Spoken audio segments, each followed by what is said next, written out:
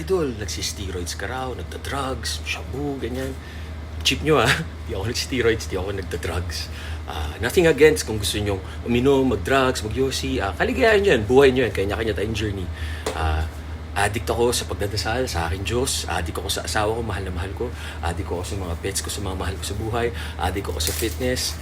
Addict ako sa mga taong good vibes at mababait at walang ginawa kundi pagbutihin ang sarili nila at maganda ang sinasabi tungkol sa kapwa nila. Doon ako addict to be the best version of myself. Di ako addicted sa drugs o sa steroids. Kapatulog sa steroids, di ba maganda katawa ko? Dami nga nagsasabi, mukhang lolo na 70 years old, law-law, ang pangit ko. Di ba? Doon na kayo sa gwapo na bata.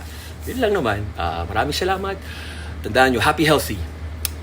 The more the bash, the more the cash. And thank you sa lahat ng haters, sa lahat ng admirers. We appreciate you all. Tama kayo, mali ako. I'm not your doctor. Do what works for you. Happy, healthy, guys.